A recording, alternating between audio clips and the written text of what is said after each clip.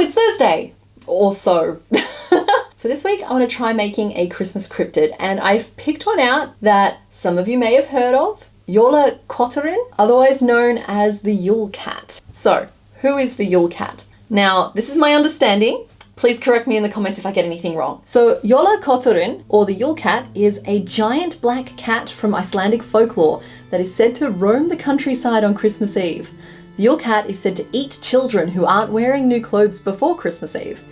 The tradition is meant to encourage children to be good, so they can receive new clothes for Christmas. I believe it's based on like the Norwegian forest cat, which tends to be kind of a large, fluffy cat, and it is said to have glowing either blue, red, or yellow eyes. So that's kind of going to be the foundation for what we're doing here today. I have looked up a bunch of reference images, and I think this one here is my favorite. To me, this captures both like the wrath and the floof that we're going for. Now, I believe that this particular cryptid is commonly depicted as having a burning candle on its head, and I will definitely be trying to incorporate that particular detail here today. So we're just going to start with a little bit of sketching. Rawr.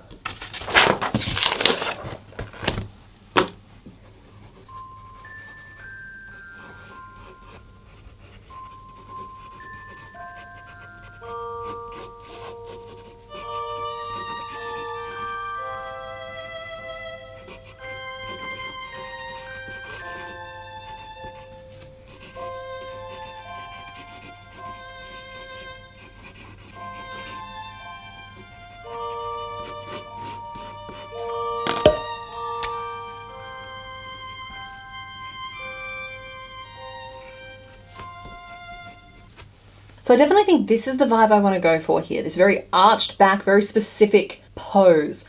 I like that reference image was really a breakthrough for me. So I'm going to be modeling it pretty close to that because that's why we have reference images. Now, this is going to represent a number of challenges in terms of this project. So we are going to do a little bit of piece breakdown on the other side of the page. Now, amigurumi is really easy to design in a neutral position, you know, arms by your side, perfectly symmetrical features, like facing forwards. But if you're trying to capture a particular piece of movement or emotion or feeling, that's kind of where I want to challenge myself here today.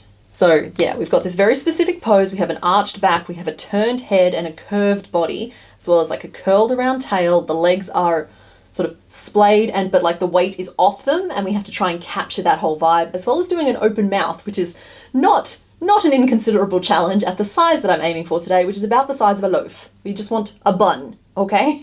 We're not trying to buy the whole bakery, we just want a single bun. So yeah, the struggle with all of those details and those elements of a pose is that if I nail it, it's going to look amazing. But if I miss on one, then the whole thing is going to not quite be right, and we're going to be able to tell straight away. So in terms of pieces, there's the body, and I think I'm going to start with the body, just because it's going to really help establish and lock in a sense of scale for the rest of it. And it already has some challenging elements to it, but they're familiar challenging elements.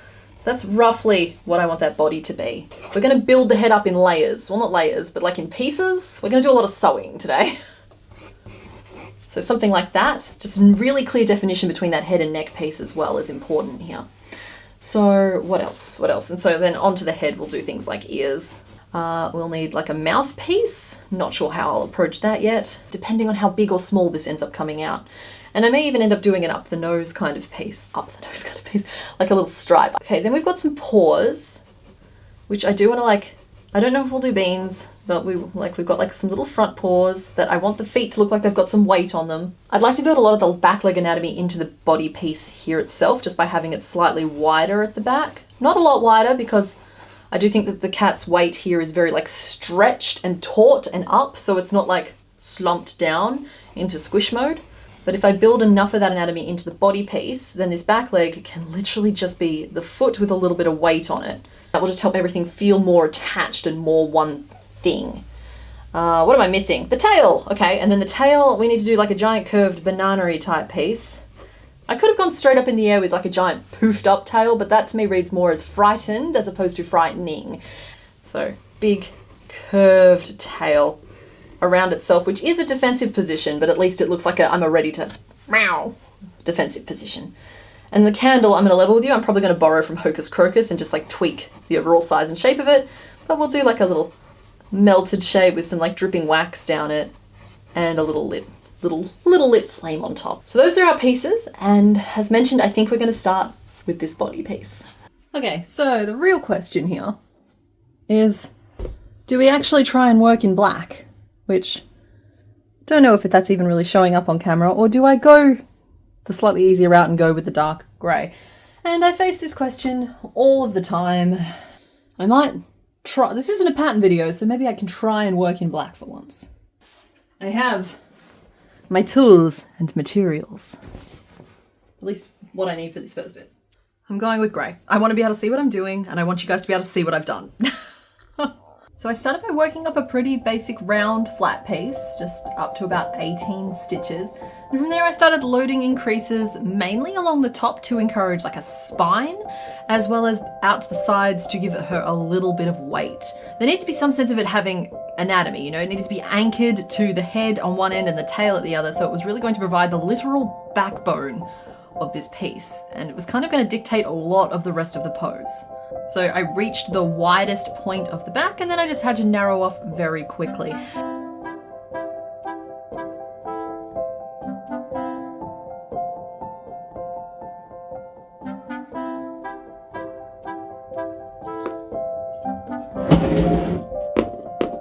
I think adding a little weight will give this creature a lot of life. It's like there's always that little bit of extra niceness when you can like lift them up and they have a little bit of weight to them, a little heft. So in all honesty, this body piece didn't turn out quite the shape that I wanted. I think that the main peak of the back is too far towards the back, giving it an almost playful appearance, but I am going to just try and see if I can make it work, because I do think that like it's most of the way there, and we might just be able to, you know, get it in editing. So there's the little body. I think that's a pretty good place to start. Put that potato down there. Next up, we're going to do the head. So next I attacked the most complex piece, the base of the head. There is an argument to be made that I should have started here, as all the other pieces will be easier to scale to fit the complex piece. But for me, I wanted to tackle the body first, as it had the most logical flow to my thought process and lowered the barrier of entry to the head. I'm going to make mouth and ears separately, so this was just about laying a foundation. So that's the head. So this first attempt is just a little bit narrow for what I want. Like, I understand that fluff is doing a lot of the work here, but I definitely want my kitty to have like, my Yule Cat with dignity, not the kitty, to have bigger cheeks than this. So I think I'm gonna frog back to, I don't know, earlier on in this process and just try again to give her just like a little bit more substantial cheeks. I think it's gonna be worth it. I've left my stitch marker in, so maybe I'll just go all the way back to there. I think that was row 4-ish, which would be about right. There we go. There we are. So I'm back to a nice flat piece, and I'll take all this yarn and we're going to try again. So I built up the head for a second time, but this time focusing more increases on the sides of the head instead of just at the top, giving it almost like 5 key points of growth. It's broader now. While it ended up a little bit broader, I was a lot happier with the larger cheeks.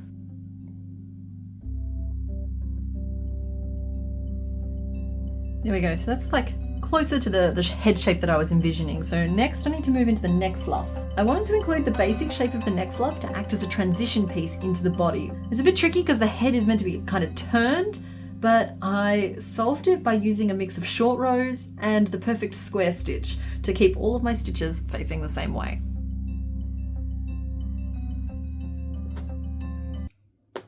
Okay, so it doesn't look like much at the moment, but I can feel it. I feel that this is right, okay? So, not stuffed. Those are cheeks. That's the middle of like the chest fluff. And I've left like this giant open gap in the back, but I have some posing ability now, and I think something like that is probably pretty good. And we have like a leggy here and a leggy here, a couple of ears on top. This is coming together. And now I kind of have to stop and think about eyes. I do think that the 20mm eyes I normally use are going to be too big for this, so I think we're going to have to go investigate the drawer.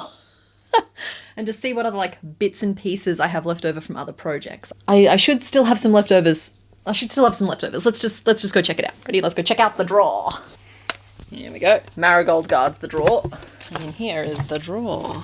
So we have 5 to 8 millimeters. We have 8 millimeters. Those are definitely too small.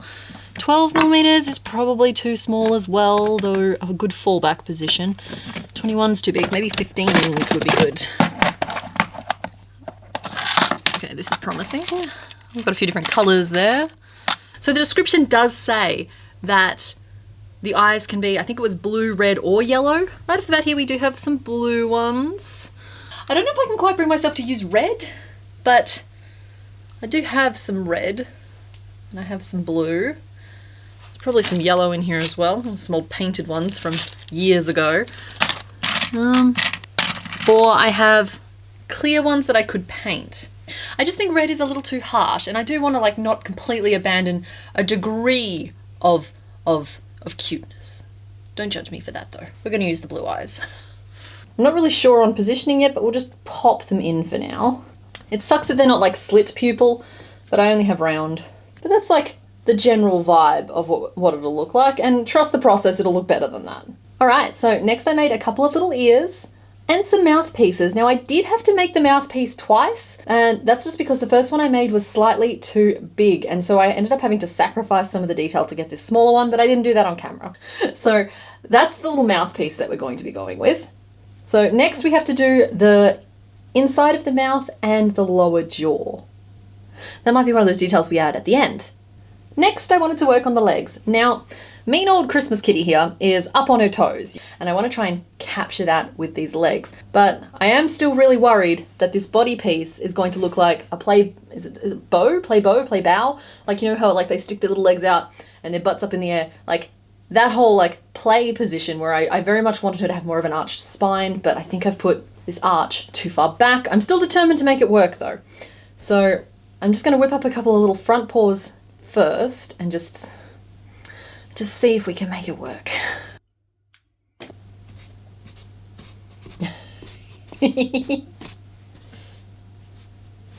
Having made the front legs, I then decided to make the back legs. Now, the thing about feet is that they're the same when you have 4 of them. So I could start by just using the same couple of rows as I used for the front legs.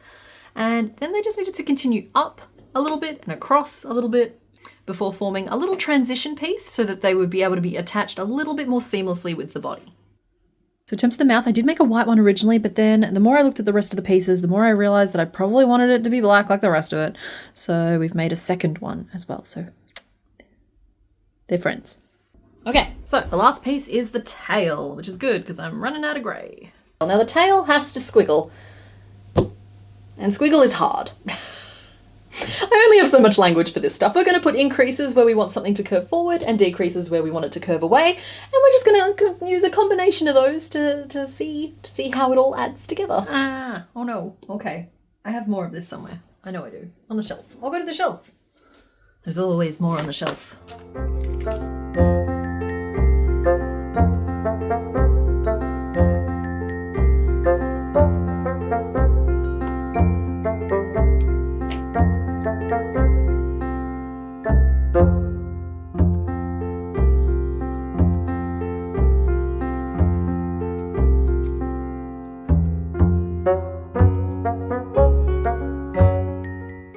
Okay, so I have all of my base pieces now, and while they don't look like much, so the question that I'm working on at the moment is whether or not I should make it fluffy. And part of me thinks that yes, I absolutely have to, but part of me is like, yeah, I put all this effort into these base pieces. If I add fluff now, it's going to cover them all up. There's a lot of yarn ends flying around at the moment, but it's such a good base piece. I think we're going to just embrace the crochet texture because I like the crochet texture, and this is going to be a controversial decision. I can tell already. The eyes are not doing it for me right now, but I'm trying to trust my own process. Yeah, I think I'm going to start pinning together and assembling, sewing very carefully. We can layer on details after it's been sewn together and we have a better feel for what it all looks like. Wish me luck. Yeah, Torty. We're a little pinless at the moment because I've used all the pins on the cat, but we'll find some more pins. We'll go get your brother. Where's the other one? There you are. Yeah. Torticus secundus.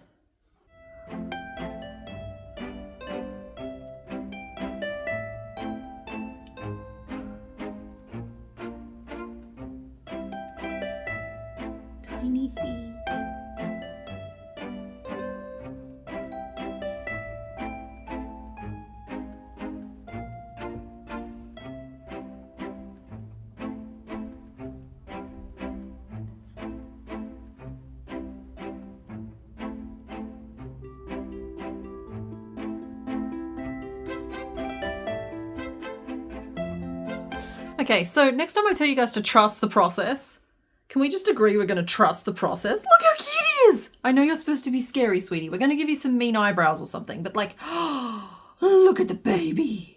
Oh my god, squish. Squish the kid. Squish that cat. Squish the cat. Okay, focusing.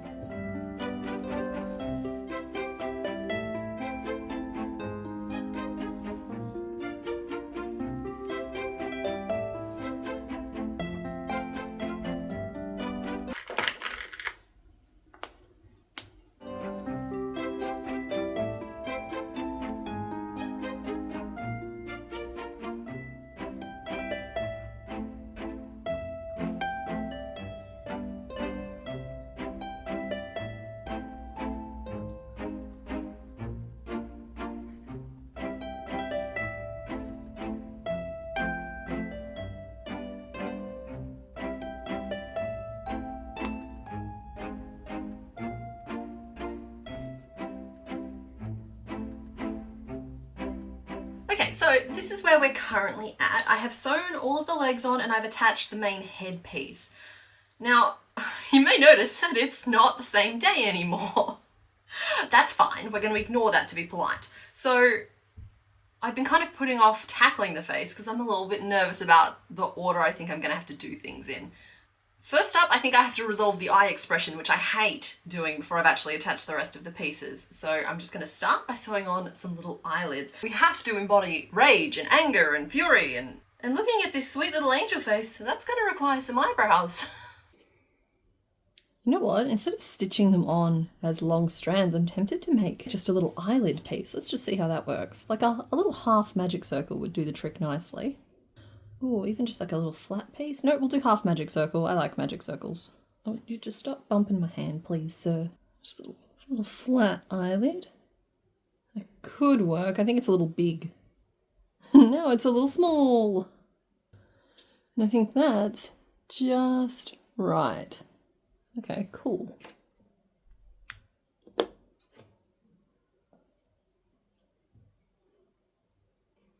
Oh yeah. Oh yeah, she cranky. Put a little mouthpiece back over the top. Oh, that's good. That's real good. Okay, cool. Now I just need to make another one.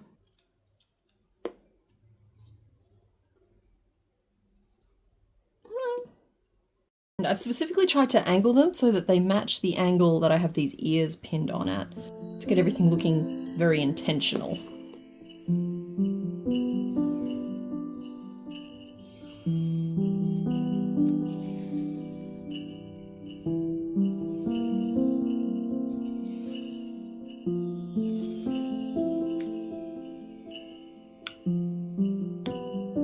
Okay, so now she's got her glare on.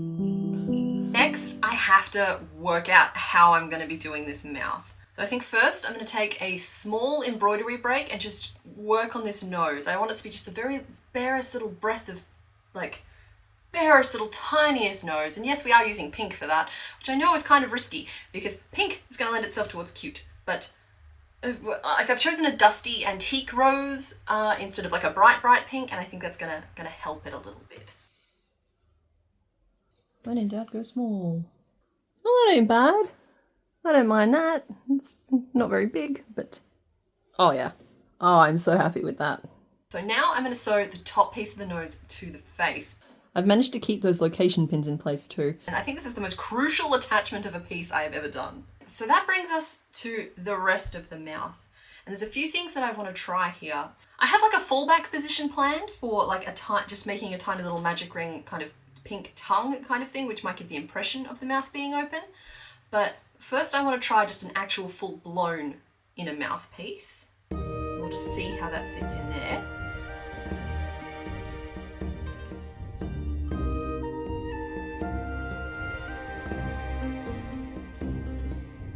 I think that's too big. Right, I think the mistake I'm making is I'm trying to make a full round piece, when actually I should maybe be making a half piece. Yeah, half. Half is the answer. Thought I was done with mad science after the bugs. I was wrong!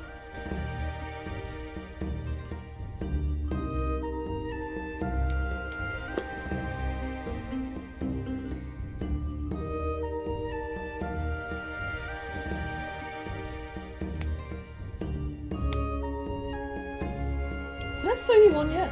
I did not. Oh, we gotta sew the face on.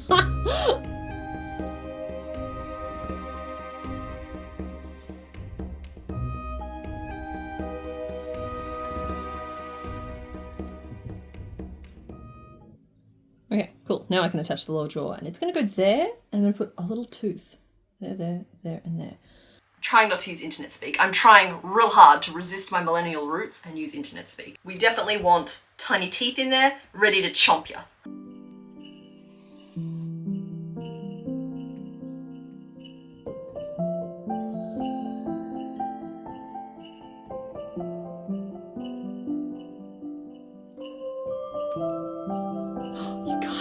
Totally managed to do a little French knot. Okay, let me just fasten it off. Just one more on this side too. Fasten it off. Guys, I think I did two. Look how perfect that little fang is. Look, I did it. Okay, so she's a little snaggletooth, but I think it's working. I think it's working. I'm gonna stop making cat noises, sorry. So many strands of yarn all over this poor little kitty. How did I do? I tried really hard, guys. Please be nice. You're always nice. And it is such a relief to have that face done and have it looking that way. I can't tell you, I've been putting this off for days now, just so stressed about making it look right. And look, we did it! Okay, so I just got to sew the ears and the tail on.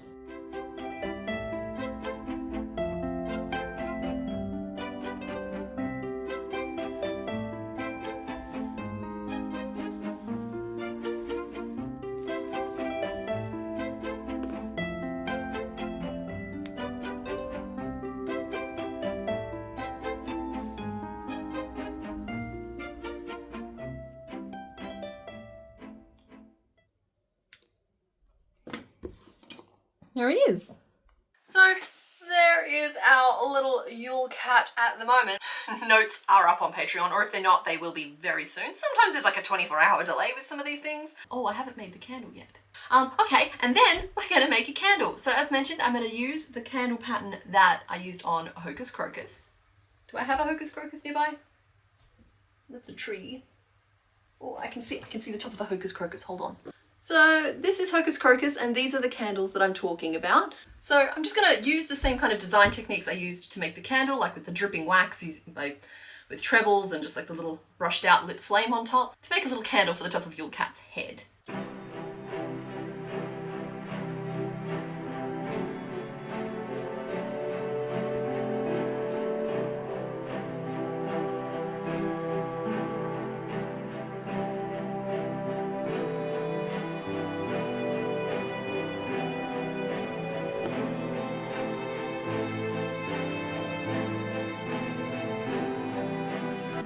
Just need some scraps of yellow, maybe a little orange.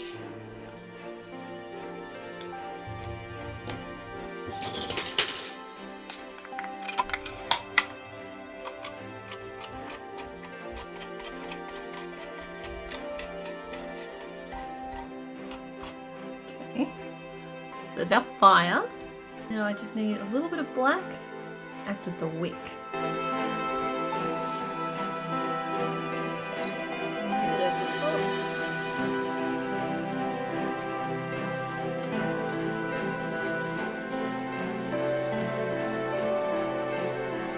This might be a little bit too much fire. Then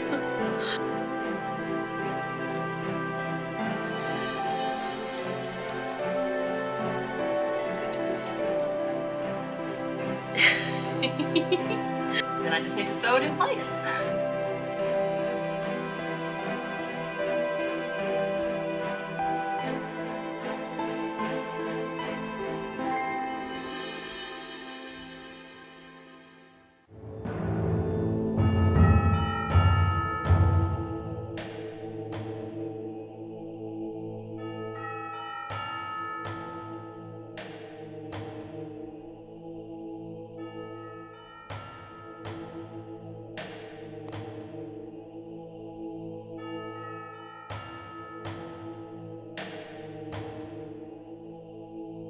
So yeah, I think that this fulfills my promise of Christmas cryptids, which I admittedly made last year, but I didn't forget. And here we are. So I had a really wonderful time making the Yule Cat today. The notes are up on Patreon for the patrons if you too would like to make a cute little kitty. And at some point this pattern might become adapted to a main channel pattern as well. I'm not sure yet. Let me know what you think in the comments. So that is it for videos for 2024. We made it! But I have some really exciting things planned in 2025, including a new snake pattern and a nice big solid block of Pokemon content to kick off the year. And there's also one final stream for the year on the 29th of December. So I hope to see some of you there for those. Okay, bye! Ouch! Stepped on the power cord of my fan and that really hurt. Oh, I bent the plug. Dang it. Bent my foot too. Trying to use my microphone. I hope the audio quality is better for you. I'm doing my best here. I've got to stop moving it around though. That's probably not good. Oh, okay, cool. I'm completely backlit. You're welcome. I ended up doing some additional doodles and I think this little guy captures the spirit of what I'm after. Oh, hey. Hey, I'm in frame. Hello. Syncing audio. And we're still here on the microphone. I feel like there's only so much interest that you can possibly get from watching me wave a hook around, right? Is there still something in front of my face? No, that's just on the camera. Oh, we are shiny though. I'm just still ducking and dodging behind that one. Let's move rotated this way. Okay, love me some boom arms. I'll be right with you folks.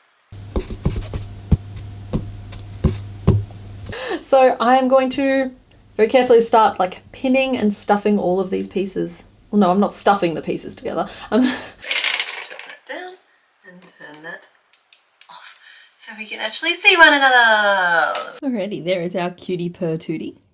I can't even really explain why I made a second one. I was just like, I was making one and I'm just like, oh, well, what if it doesn't look any good in the grey? I just want a blue one to back it up and guys, it's a good looking cat.